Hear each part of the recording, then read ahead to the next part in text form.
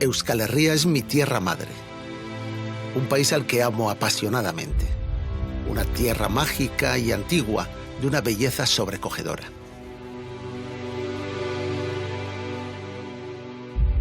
Nos gusta pensar que nuestra historia como pueblo es un misterio único e indescifrable, una historia romántica envuelta en viejas creencias, sin nombres ni fechas precisas.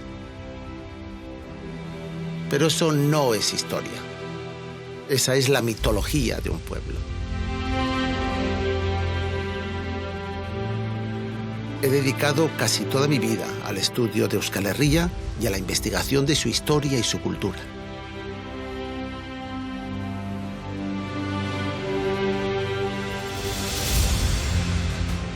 Los siglos finales de la Edad Media, es decir, los siglos XIV y XV, fueron un tiempo de violencia y muerte en las tierras de Baskonia. En aquel tiempo, las familias más poderosas de Euskal Herria se organizaron en bandos y parentelas. Se llamaban a sí mismos oñacinos y gamboínos. Todavía hay muchos vascos que tienen una visión romántica de aquel terrible conflicto y creen que los oñacinos y gamboínos luchaban por simples ofensas al honor y a la honra familiar. Pero ¿quiénes eran en realidad estos señores de la guerra? ¿Cuáles eran las razones que les llevaban a matarse entre ellos? Por eso quiero invitarles a un viaje en el que descubramos juntos una nueva historia de los vascos, más allá de los mitos y las leyendas. Quiero contarles una historia de Baskonia.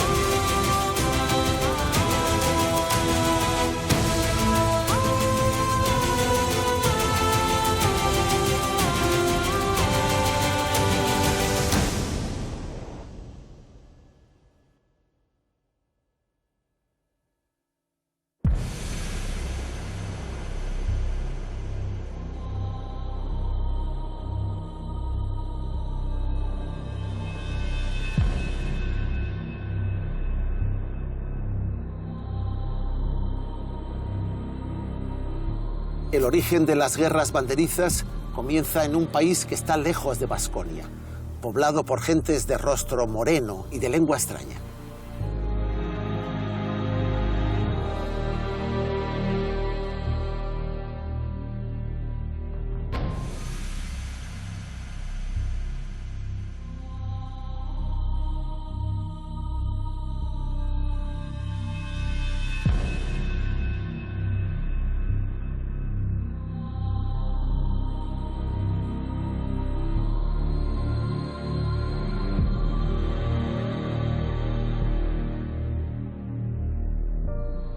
La bahía de Algeciras ha sido desde siempre la principal puerta de comunicación entre África y Europa. Por aquí mismo se inició la invasión de Hispania por los musulmanes. A mediados del siglo XIV, miles de guerreros cristianos procedentes de los reinos del norte estaban acampados aquí mismo, entre las dunas, tratando de asediar y conquistar las fortalezas musulmanas del estrecho.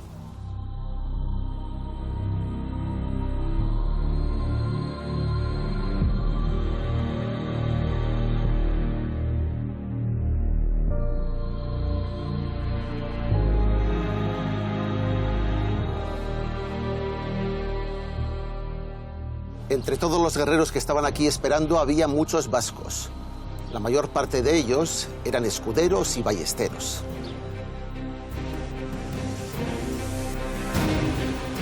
Cientos de hombres armados de las mejores familias de Baskonia habían viajado hasta Algeciras siguiendo la llamada de sus reyes y señores. Para casi todos, era la primera guerra de verdad en la que participaban en su vida. Aquí están, acampando juntos y compartiendo miedos y fatigas. Los Ayala, los Avendaño, los Guevara, los Salazar, los Mendoza, los Oñaz Los Gamboa de Olaso, los Sarmiento, los Arellano, los Butrón, los Gauna, los Urtubia, los Lasaga, los Silveri, los Saavedra, los Verástegui, los Urraca, son los mismos que pocos años más tarde se enfrentarán brutalmente unos con otros, agrupados bajo los nombres artificiosos de oñacinos y gamboínos. Las campañas de Andalucía fueron su universidad de la guerra y aprendieron formas de comportamiento que luego pondrían en práctica en Euskal Herria.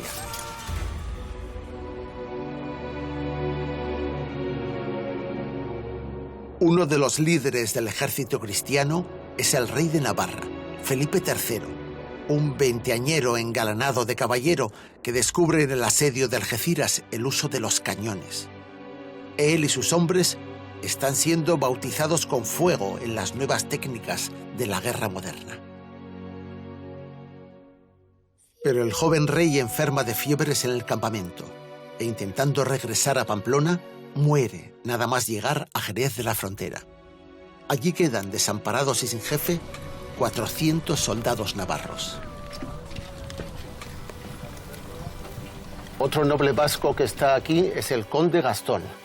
Es el señor de Suberoa, de Foix, de Cominges, de Andorra y de Bearno. Es el señor de los Pirineos.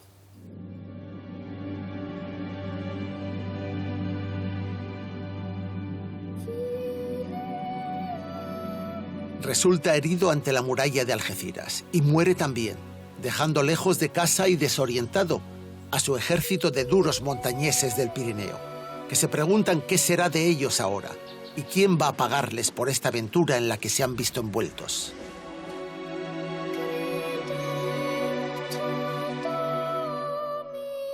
Otro monarca fundamental para Baskonia que está dirigiendo personalmente la campaña es el rey de Castilla, Alfonso XI, rey y señor de Vizcaya, Guipúzcoa y Álava.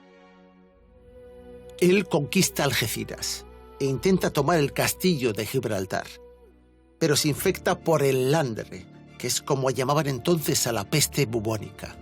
Aquel año la enfermedad arrasará toda Europa, hundiéndola en la peor crisis de su historia y desencadenando una tremenda ola de violencias.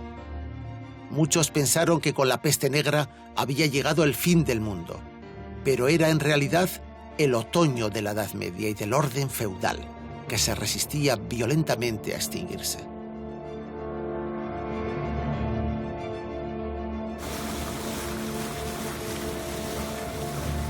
Probablemente la peste negra llegó en las naves genovesas que ayudaron al rey a completar el cerco naval del Peñón de Gibraltar. Se sabe que la causaban los parásitos de las ratas que infestaban las bodegas de los barcos. El rey Alfonso XI fallece en su campamento y se dice que hasta los musulmanes de Gibraltar salieron a las murallas para ver el cadáver y le dedicaron unos cantos fúnebres a su cortejo.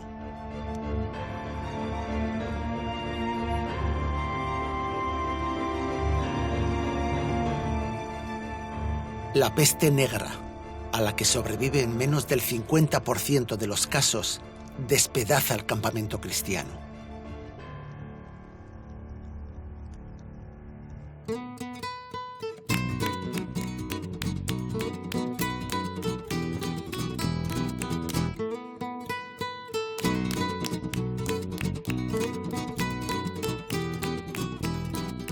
Tras la muerte del rey, su lugarteniente, don Juan Núñez de Lara, señor de Vizcaya y marido de doña María Díaz de Haro, se convierte en líder del ejército cruzado. Sabe que no son los musulmanes quienes están acabando con las tropas cristianas, sino la peste. Es él quien decide poner fin a la guerra. Levanta el asedio al Peñón y se lleva el cadáver del rey al Alcázar de Sevilla, donde está la corte.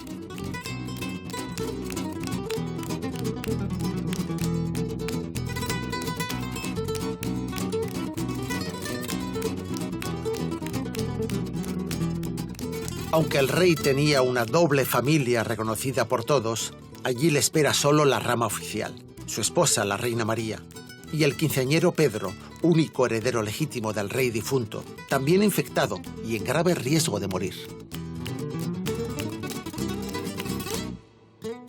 Muchos de los nobles y caballeros que llegaron a Sevilla creyeron que el joven Pedro también iba a morir. Algunos caballeros propusieron que fuera el señor de Vizcaya, que venía de estirpe regia, quien llevara la corona de Castilla y León. Y al parecer él se dejó querer y soñó con hacerse rey. Pero, para sorpresa de todos, el rey adolescente Pedro I, al que la historia calificará con dos sobrenombres, el cruel y el justiciero, sobrevivió milagrosamente a las fiebres. Y al saber lo que se había venido preparando durante su enfermedad, acusó de conspiración para destronarle al señor de Vizcaya y a los caballeros del norte, vascos y burgaleses, que habían apoyado su candidatura. Todos ellos tuvieron que huir de Sevilla al galope.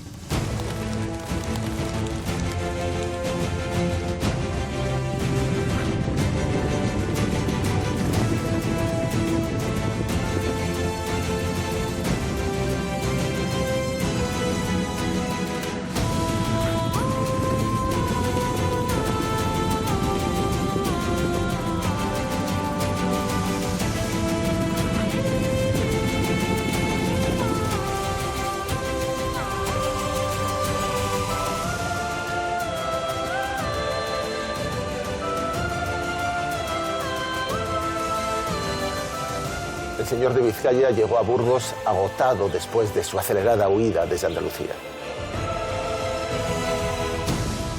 Probablemente él también estaba infectado por la peste y fallece a los pocos días. Es la última víctima de alto rango de aquella desastrosa campaña contra los musulmanes. En menos de una década, la peste y la guerra de Andalucía han aniquilado a toda la generación de reyes y nobles que podían reclamar alguna autoridad sobre las tierras de Vasconia. Todos han muerto muy jóvenes. Y lo que es peor, sus descendientes legítimos, apenas unos niños, carecen de estatura y autoridad para tomar el relevo en el mando, justo cuando la población está más desorientada y confusa, y la epidemia crece por toda la península.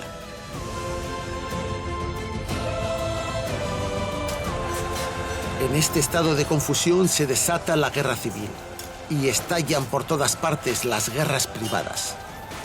La siguiente generación asistirá al triunfo total de los señores de la guerra, de los bandos armados y de los linajes guerreros.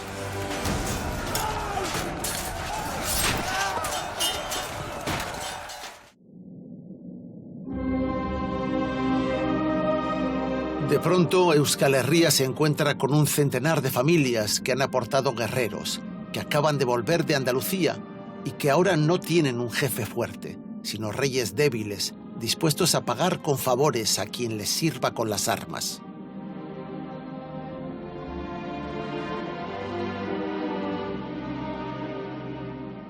Los linajes vascos están desorientados, desconfían unos de los otros y buscan la manera de asegurar su pequeña parcela de poder por medio de la única cosa que saben hacer: robar y matar.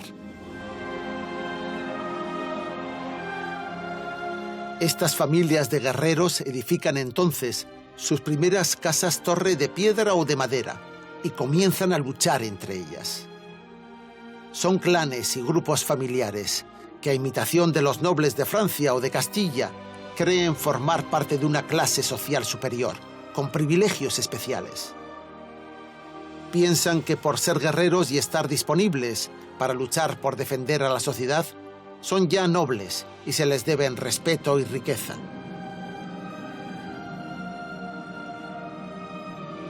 En la mentalidad popular ha quedado la idea romántica y errónea de que los pequeños señores feudales vascos de la época, los dueños de las casas-torre, eran los padres, los parientes mayores, nuestros patriarcas. Y eso ha favorecido que se extienda la tesis de que las guerras de bandos en el fondo eran peleas honorables entre caballeros.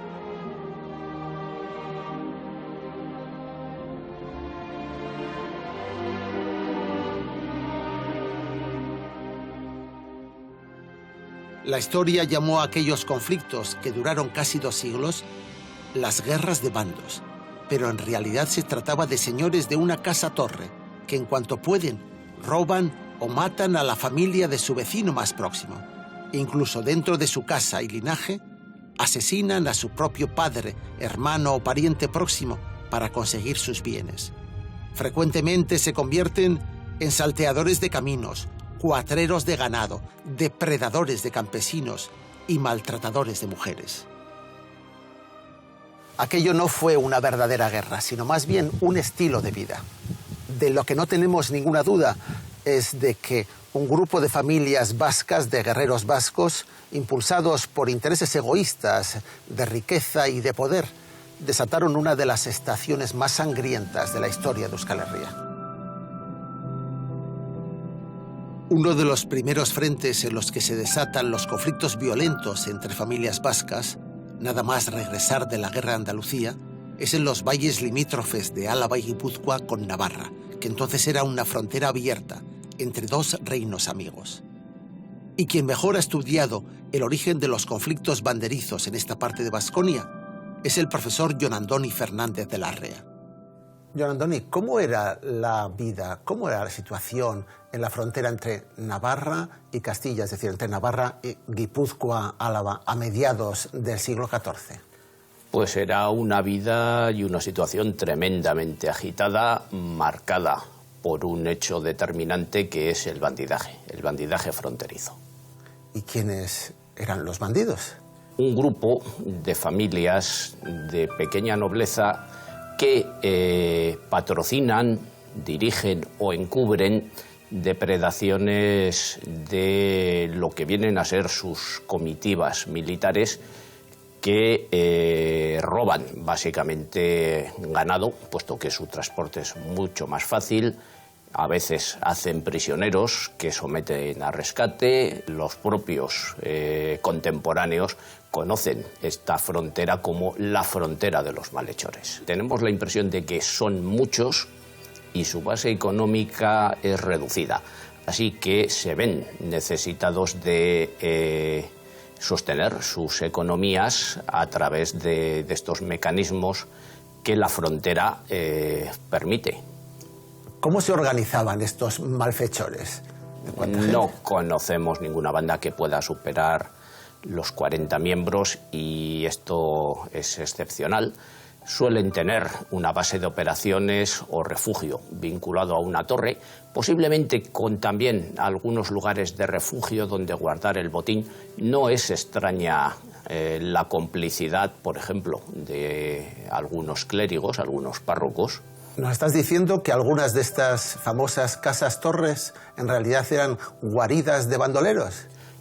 Sí, lo eran y de hecho lo van a ser durante bastante tiempo. Cuando las hermandades en Álava o en Guipúzcoa empiecen ya a florecer más en el siglo XV, esta va a ser una acusación sistemática. Las torres de los parientes mayores o de los linajes pequeños son nidos de bandidos y hay que destruirlas porque son una amenaza para el orden público.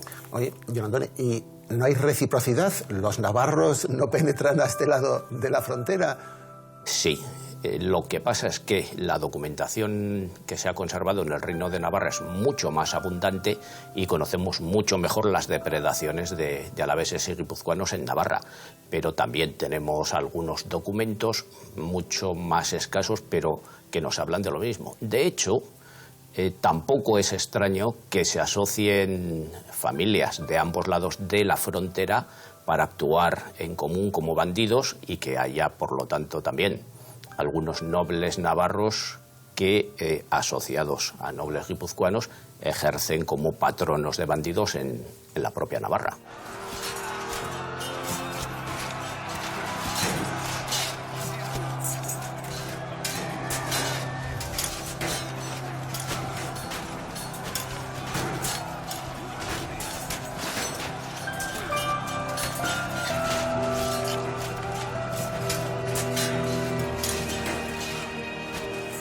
¿Y qué hicieron los reyes de Navarra? Se tomaron muchas medidas. Reforzar el sistema defensivo, reforzar la represión con fuerzas móviles, pero todo esto se mostró ineficaz. Había que atajar el problema de fondo y esto, ¿cómo se consiguió? Pues convirtiendo a los ladrones en los guardianes de la frontera. ¿Qué quiere decir? ¿Convertir a los ladrones en los guardianes? ¿Cómo se hace eso? Concediéndoles unas rentas a estos linajes y, por lo tanto, llevándoles a la clientela del rey de Navarra y reteniendo su servicio para futuras acciones militares. ¿Qué empleo les ofrece el rey de Navarra a estos señores de los linajes guipuzcoanos y alaveses? Pues les atrae para prestarle servicio militar en sus guerras, en particular en las que tiene en el norte de Francia, en la zona de Normandía y en el Sena. ¿Y por qué tiene guerras el rey de Navarra en Normandía y en el Sena? Posee allí varios señoríos y en estos momentos ese espacio, ese escenario de la Guerra de los 100 años entre Inglaterra y Francia, y el rey de Navarra opera como, digamos, una tercera fuerza intentando dentro de ese río revuelto conseguir ganancias. Esta gente se describe a sí mismos como hombres de honor, están siempre muy preocupados por la honra, pero luego se comportan como delincuentes. Son las dos caras de la moneda de la nobleza medieval. Sí que necesitan mantener una fachada de honor y, de hecho, para ellos es importante, pero el honor sin riqueza vale de poco.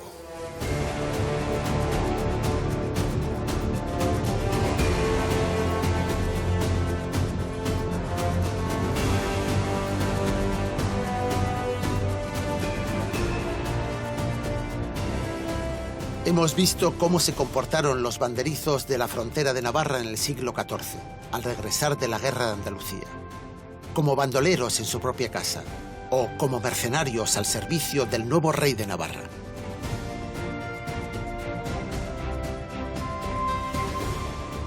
Pero no nos olvidamos de los vasallos del señor de Vizcaya en los territorios occidentales de Euskal Herria, a quienes dejamos con la incertidumbre de un nuevo rey y habiendo perdido a su señor. La sucesión al trono de Castilla y la guerra civil que se desató entre el heredero legítimo Pedro I y los bastardos del rey, los Trastámara, marcó la vida de todas las generaciones sucesivas.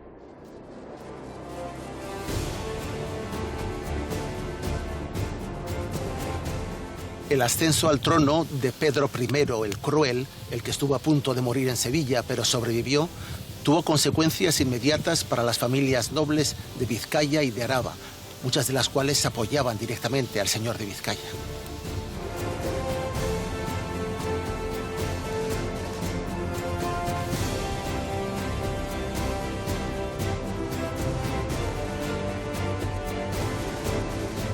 Al fallecer en Burgos después de su escapada desde Sevilla, el señor de Vizcaya solo dejó tras su muerte 2 hijas y un único heredero varón, Nuño de Lara, un niñito de 3 años, al que una dama vasca criaba a escondidas en tierra de Campos. Cuando se supo que el rey, nada más llegar a Burgos, hizo asesinar al noble Garcilaso, el mejor amigo del difunto señor de Vizcaya, se temió inmediatamente por la vida de aquel niño. El rey Pedro I se empezaba a ganar el apellido de El Cruel, y la muerte a la que condenó a Garcilaso fue terrible. El rey le invitó a cenar, y nada más entrar en el salón, estando él presente, ordenó a sus ballesteros que le asesinaran allí mismo, a golpes de porra y a cuchilladas.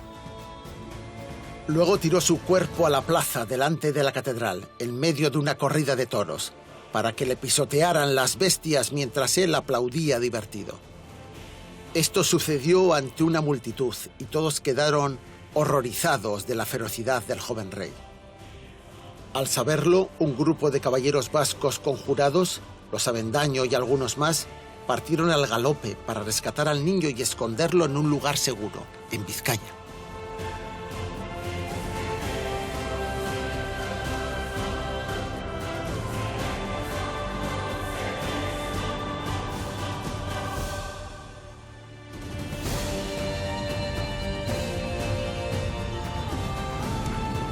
El castillo de Santa Gadea era el último baluarte de Castilla en su frontera norte.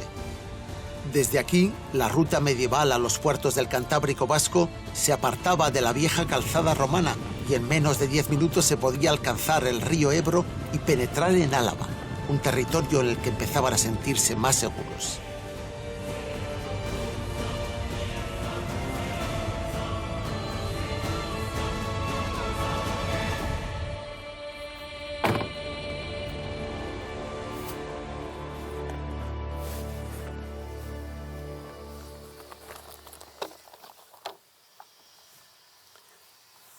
El veterano Martín Ruiz de Avendaño y su hijo Juan, asistidos por una partida de familiares y amigos, temían por la vida del pequeño Nuño de Lara y decidieron ponerle a salvo en una espectacular fuga.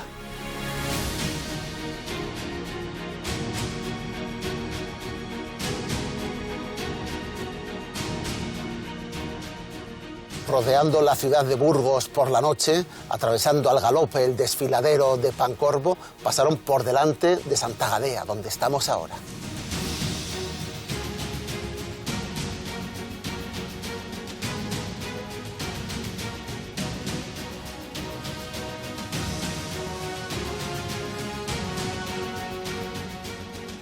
Sin detener su galopada, aquel grupo de caballeros vizcaínos conjurados cruzó el Ebro por Puente Larra, penetrando en la vieja frontera de Baskonia por su borde sudoccidental.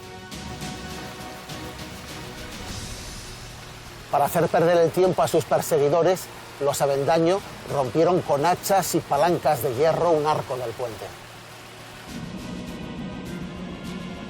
Los Avendaño querían llevar al niño a Bermeo para embarcarle en una pinaza rápida que le conduciría a Bayona, donde estaría a salvo de la brutalidad del rey de Castilla.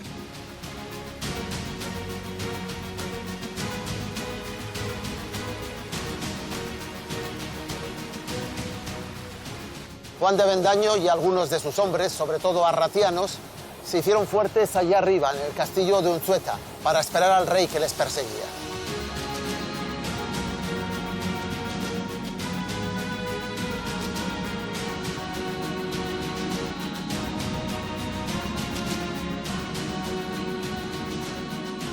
Para rendirles, el rey les envió a un especialista en reventar castillos roqueros, el señor de Poza de la Sal, don Lope Díaz de Rojas.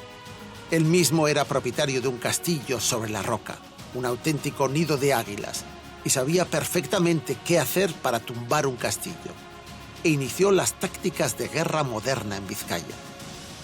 Es decir, utilizó catapultas. Según las crónicas de aquel año, estuvo tirando la fortaleza con ingenios, o sea, con máquinas, con catapultas, y tuvo la cercada 2 meses y medio. No sabemos que antes se utilizaran estas catapultas, llamadas trabucos en Vizcaya. La guerra se estaba brutalizando y encareciendo. Todavía hoy mis amigos de los caseríos de Orozco recogen los bolaños de aquel asedio. Las bolas de piedra de entre 50 y 60 kilos que arrojaron las catapultas. Y algunos creen que son bolas perdidas de la bolera en la que jugaban en la montaña los gigantes Basajaunac. En la Casa de Juntas de Guernica, en la galería de retratos idealizados de los señores de Vizcaya, uno de los cuadros que más llama la atención a los visitantes es el de un niño vestido de principito.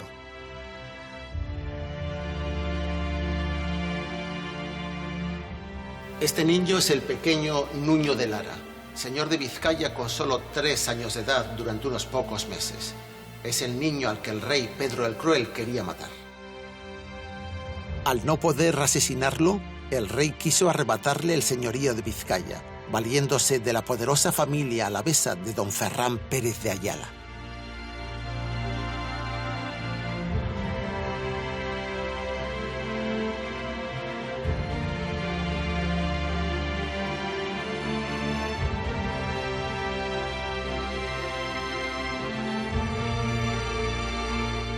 Nada permitía predecir que en el recóndito y pobre valle de Quejana, al pie de la Sierra Salvada, podía surgir la más poderosa familia vasca de la Edad Media, los Ayala, un linaje que prosperó por la obediencia y buenos servicios que prestaba a los reyes de Castilla y que fue el modelo que trataban de copiar todos los banderizos menores de esta tierra.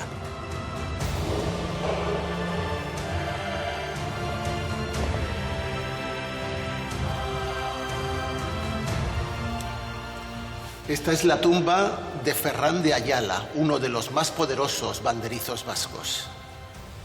Siguiendo las instrucciones del rey don Pedro I, el Cruel, reunió a sus mesnadas familiares y penetró en las encartaciones de Vizcaya, logrando conquistar Balmaseda. Él y sus hombres, cuando murió el pequeño señor de Vizcaya, don Nuño, lograron someter a todos los vizcaínos.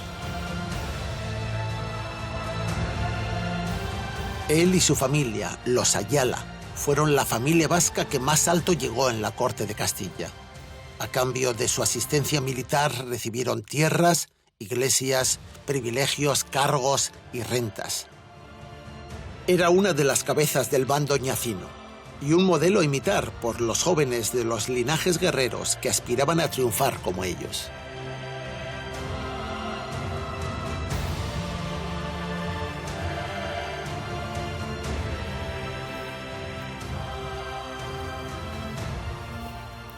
Y este es su hijo, el famoso don Pedro López, que desde luego cuando murió con 75 años de edad no tendría esta bonita cara de niño.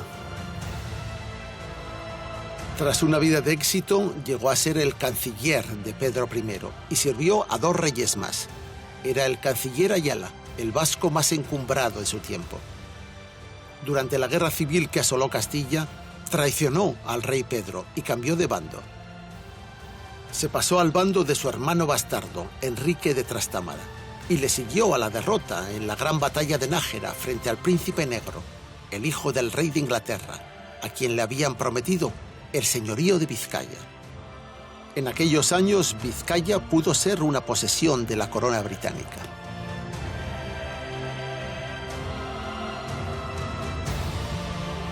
Enrique de Trastámara colmó a Ayala de cargos en Euskal Herria: corregidor de Guipúzcoa, o sea, delegado del rey, alcalde de Vitoria, señor de Aramayona, de Llodio, del Valle de Orozco.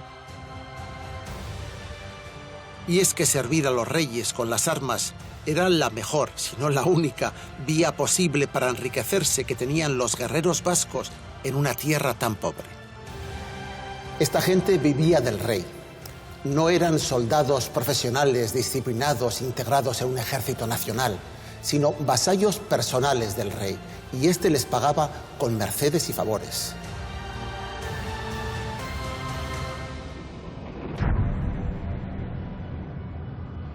Ellos se armaban y preparaban por su cuenta y aportaban la colaboración de sus parientes más cercanos, a quienes equipaban a su costa, y así crecían. De los reyes y los grandes príncipes aprendían su comportamiento altivo, su despotismo y su crueldad abusiva, manifestaciones del poder sin límites.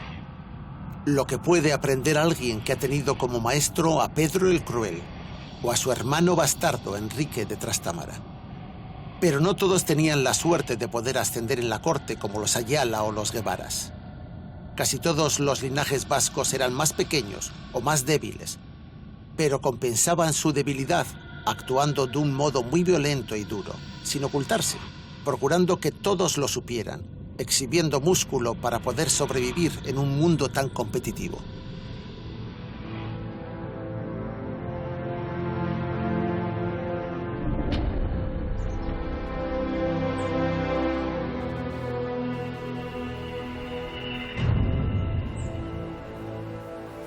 Cada vez tenemos más claro que estos guerreros que pretendían considerarse parte de la nobleza, muy a menudo llevaban a cabo acciones y vidas propias de delincuentes.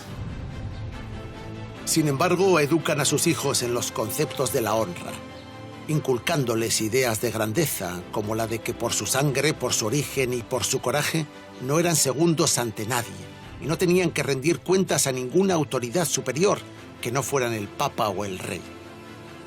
Las casas a las que aspiraban la mayor parte de estos guerreros vascos eran pequeños castillos como este, aunque casi todos debían de conformarse con construir un simple torreón de piedra en el que podían refugiarse después de un robo o de cualquier escaramuza con sus vecinos. Los castillos privados y sobre todo las casas torre puntean literalmente todo el paisaje vasco. Se construyeron todas en aquellos siglos de crisis y violencia interior y solo fueron útiles durante unas pocas generaciones, siendo abandonadas por sus dueños a continuación. Pero todavía hoy constituyen los símbolos y monumentos más importantes de los pueblos en los que se levantan.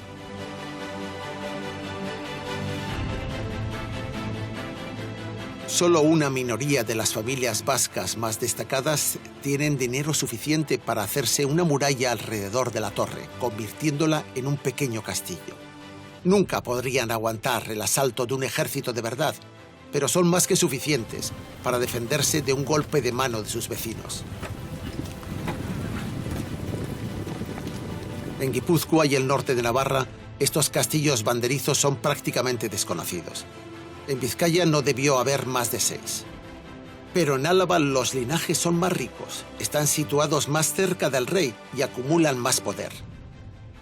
Hay que recordar que en solo una generación los reyes de Castilla regalaron a un puñado de caudillos banderizos todas las ciudades de Álava, algo que no ocurrió jamás en el resto de Euskal Herria.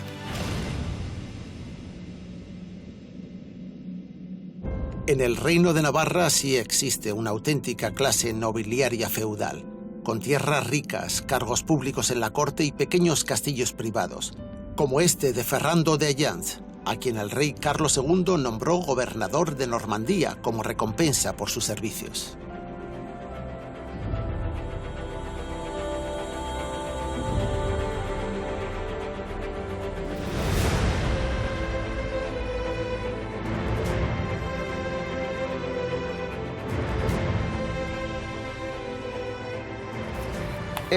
Este es el modelo social dominante de fines de la Edad Media. El caballero de buena familia conocida.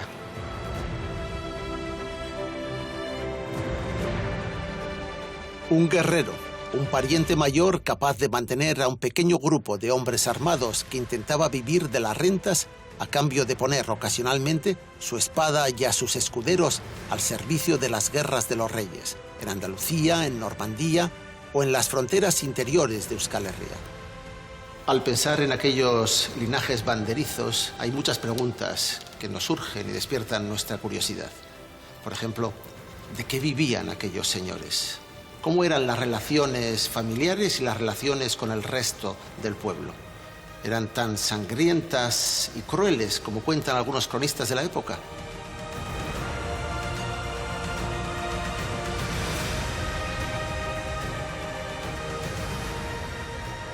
Para entender mejor cómo funcionan, cómo vivían los parientes mayores vascos, estamos hoy con el doctor don José Ramón Díaz de Durana, que es quien mejor les conoce, quien les trata en la intimidad. Y le queremos preguntar a él directamente, ¿de qué viven estos señores, estos parientes mayores vascos?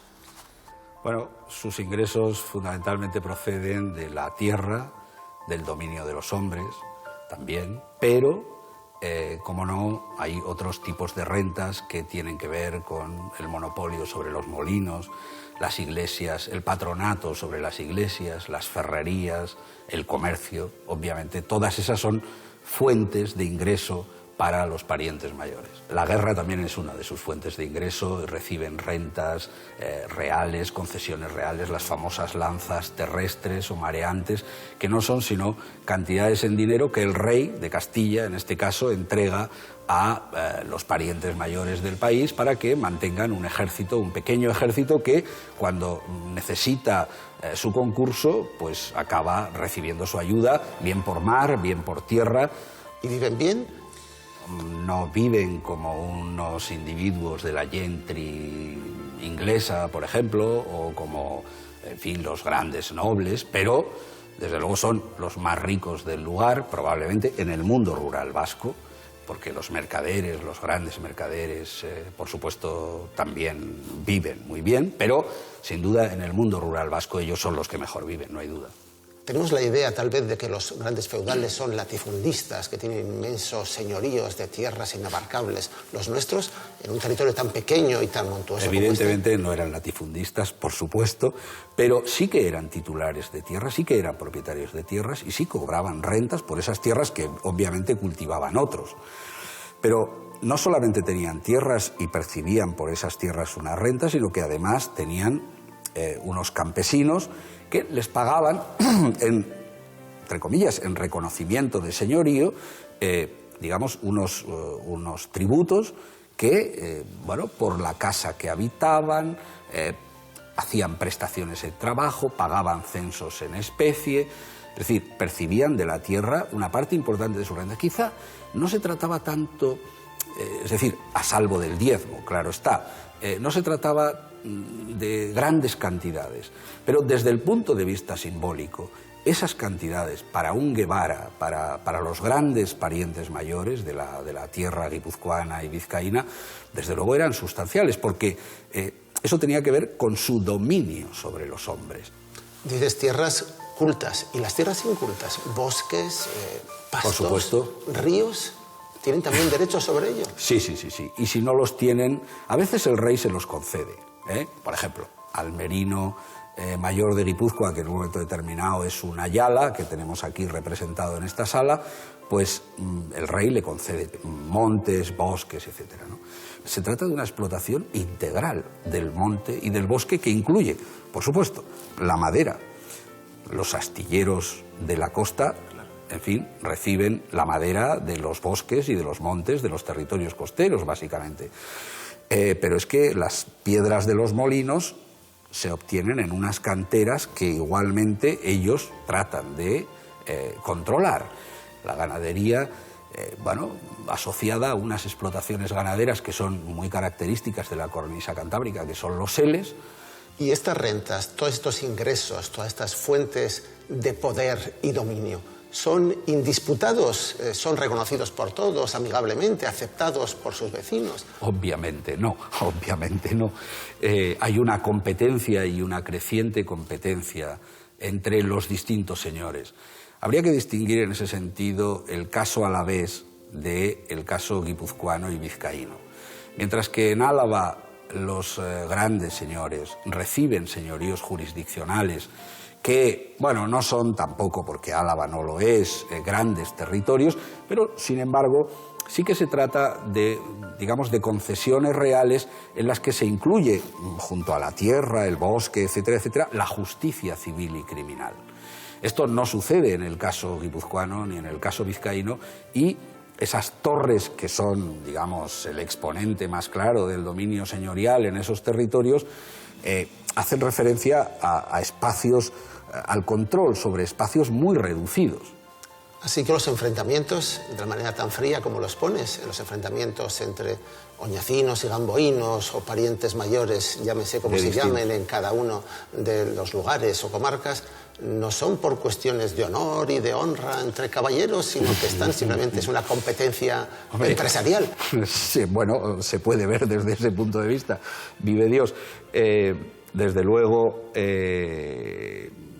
viendo el relato de Lope García de Salazar, de las escaramuzas que él cuenta, eso poco tiene que ver con la caballería y con los libros de caballería y con los episodios de los libros de caballería, sino más bien con una banda de malhechores o con una banda de individuos que tratan de obtener a toda costa ingresos de, como siempre sucede, de la parte más débil de la sociedad, que son los campesinos, los ferrones, en fin, la gente que se dedican al transporte, etcétera, ¿no?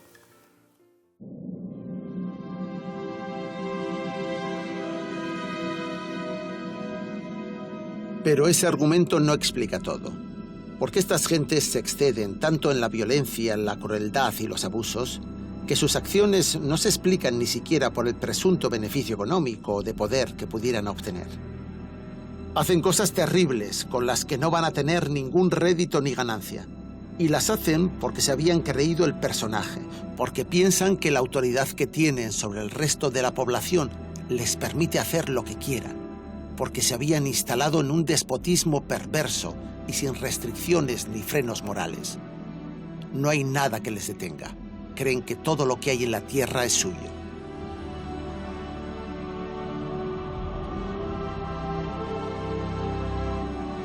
Solo así se entienden excesos que en su día horrorizaron al país, como el incendio de una población civil entera, de ciudades completas como Arrasate, o los incendios de casas torre con las mujeres, los niños y los ancianos dentro, o episodios de depravación individual como el que protagonizó Juan Alonso de Mújica y Butrón, el señor de esta misma torre.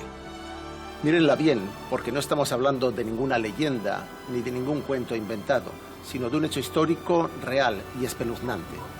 En su época, esta casa-torre fue para muchas niñas de la comarca la casa del terror.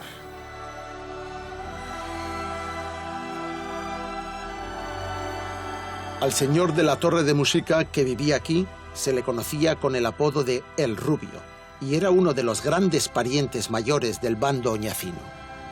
Al Rubio le denuncian y le llevan a juicio. Sale libre de los cargos, pero tuvo su pleito por la violación y el estupro de 140 niñas, la mayor de las cuales tenía solo 14 años.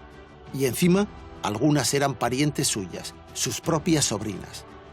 Posiblemente el señor de Mújica, el Rubio, fue el mayor depredador sexual de la historia de Euskal Herria, un verdadero monstruo. Matar por dinero o por el poder era terrible y odioso, pero en la época hubiera resultado comprensible. Pero causar daño por puro placer, eso era inaceptable. Y fueron el principio del fin, de la ruina de los parientes mayores.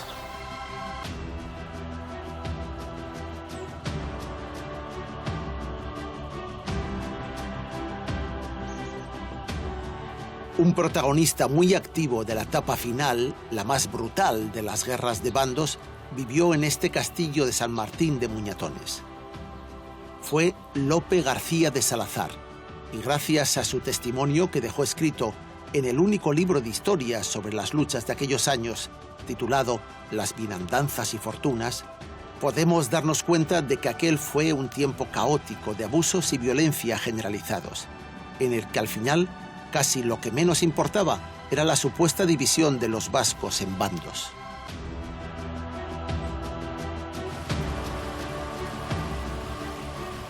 La división en bandos no fue nunca rígida ni generalizada, y los nombres de oñacinos y gamboínos solo significaban algo en Guipúzcoa y algunos valles de Vizcaya.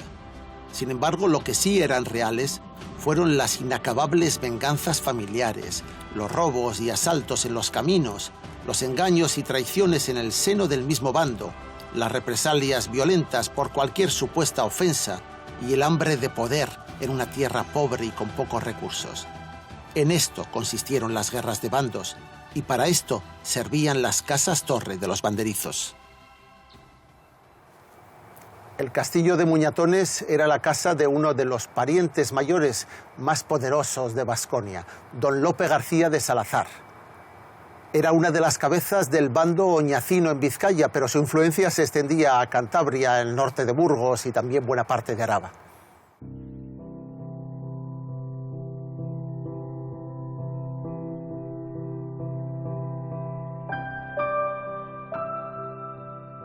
Quien mejor ha estudiado cómo era la vida en el castillo de Muñatones y en las casas torre vascas en el tiempo de las guerras de bandos es mi buen amigo el historiador Juan Manuel González Embellín.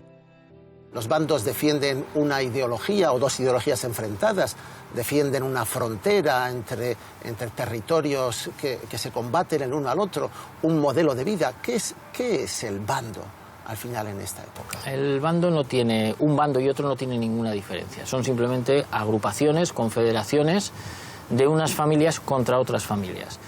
Y el bando básicamente va surgiendo pues porque el enemigo de mi enemigo es mi amigo. Y entonces, si yo me peleo con el linaje vecino y en el valle de al lado otro se está peleando con el linaje vecino, yo me alío con uno de ellos para que me ayude y mi enemigo se va a aliar inmediatamente con el otro. Eso va agrandándose, va creciendo y se va creando una malla, una red que al final abarca prácticamente a todos los linajes.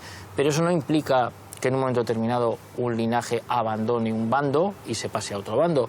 O eso no implica que dentro de un mismo bando haya enfrentamientos. Juan Manuel, al ver estas casas torre antiguas y al pensar en los parientes mayores vascos, a mí me surge siempre la duda de pensar ¿para qué las hicieron? ¿Por qué en un momento de la historia se hacen este tipo de edificios tan altos, tan fuertes, tan llenos de piedra?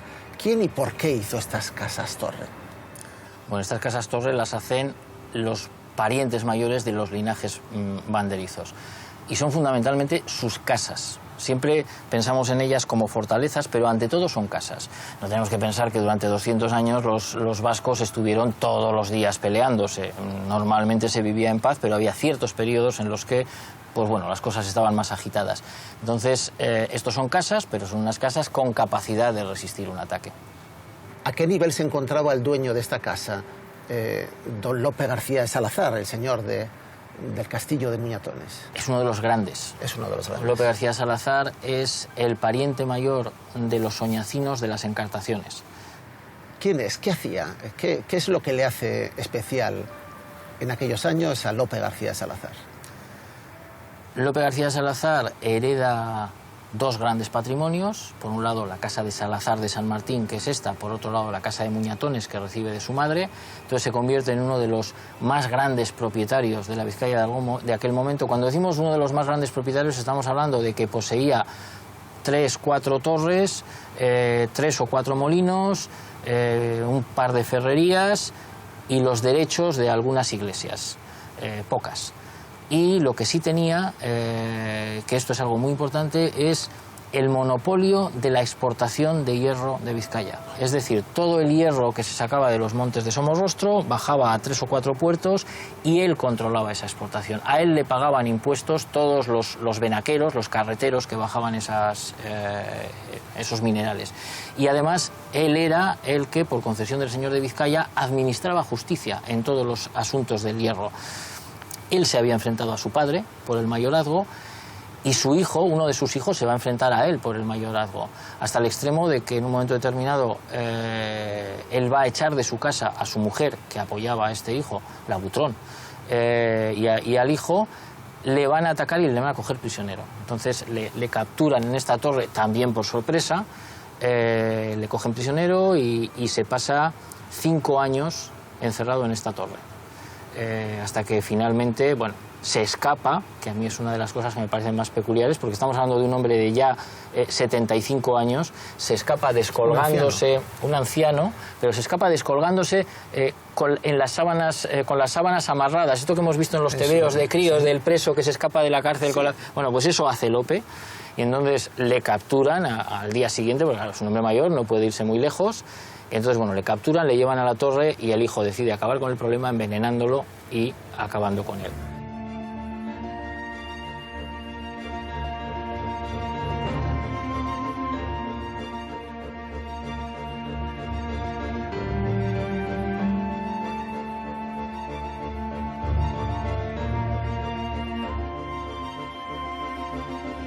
Así que este gran guerrero, este caudillo de las guerras de bandos, no muere en combate, no muere peleando como un soldado, muere de una manera más íntima, más familiar. Un poco vil, por decirlo así, sí, efectivamente. No muere a manos de una espada enemiga, sino que muere asesinado por su propio hijo, que además no estaba, es decir, manda a otro que lo envenene y él está fuera por aquello de la coartada y estas cosas que vemos en las películas, ¿no? Y de hecho la justicia intenta condenar al hijo, pero en ese momento el hijo acude a la guerra a Granada y se le conmuta la posible condena por esa ayuda a los reyes católicos en la guerra de Granada. Y es curioso porque todo esto se hace con una conciencia muy limpia. Es decir, Lope García Salazar lo deja muy claro en sus escritos. Hay un momento en el que él se justifica en cierto modo y él dice, bueno, que él ha actuado siempre pensando en su linaje y que cuando él ha tenido que pelear con alguien lo ha hecho honradamente y noblemente, y además dice que nunca ha matado a nadie a traición. O sea, eso que quede claro, y utiliza una expresión que me parece muy graciosa, dice que siempre que él ha matado a alguien lo ha hecho en guárdate que guardarme he. Es decir, que cuidadito, cuidadito, que voy a por ti y que yo ya me ocuparé de protegerme. Entonces, esa es la expresión que él utiliza para para decir que siempre ha actuado noblemente. ¿Cuál es la conclusión? ¿Por qué pelean? ¿Por qué matan? ¿Por qué mandan a sus hijos a la muerte estos parientes mayores? Ellos utilizan una expresión que Salazar repite mucho: valer más. Por valer más. ¿Qué es valer más? Pues valer más es, dicho así muy coloquialmente, poder hacer lo que uno quiere. Es decir, ser el amo y señor de un determinado territorio, tener el control sobre las personas, que las personas hagan lo que tú quieras o no te impidan hacer lo que tú quieras, que te apoyen en tus actuaciones. Es decir, si un pariente mayor es humillado y pierde control sobre su zona, pierde honor. Viene a ser lo mismo perder honor que perder el dominio de los hombres. Lo que pasa es que lo disfrazamos de honor, y jugamos a Capuletos y Montescos, pero en realidad la cosa es mucho más material y mucho más pragmática. ¿Qué bando ganó las guerras de bandos? Ninguno. Ninguno. Es una guerra que, sobre todo en su última etapa, es caótica. A partir de 1450-55, los linajes están desesperados, no consiguen imponerse unos a otros ni controlar muy bien sus zonas de influencia. Entonces, digamos que cada vez está más desmadejado todo. En el fondo van a perder la batalla, porque lo que va a empezar a suceder con los reyes católicos es que la corona va a controlar más Vizcaya a través del corregidor.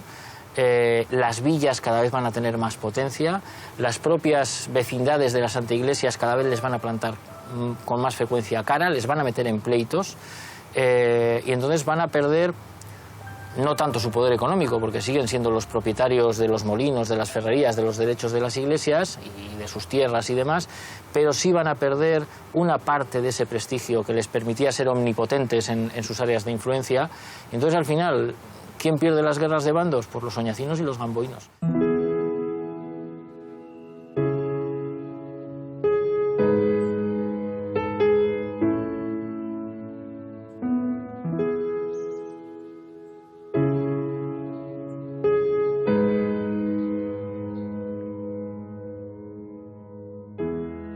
Creíamos que aquellas luchas de banderizos se habían desatado por románticos ideales caballerescos o por motivos de honor familiar. Pero hemos descubierto que aquellos pequeños señores de la guerra practicaban la violencia por motivos mucho más simples y mucho más sucios. Por eso la sociedad reaccionó contra ellos y acabó prohibiendo a los bandos. En 1501 los reyes católicos decretaron la total disolución de los bandos, linajes y parcialidades. La Edad Media vasca llegaba a su fin.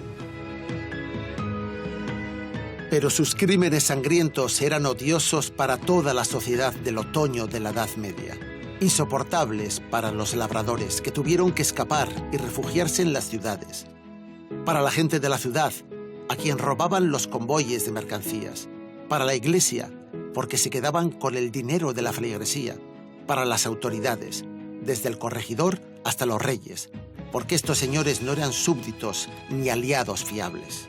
La sorprendente conclusión es que aquellas guerras terribles no las ganaron ni los gamboinos ni los soñacinos. Las perdieron ambos bandos. ¿Pero quién las gana? Las ganó toda la sociedad vasca, que se libró finalmente de aquella casta de depredadores arrogantes.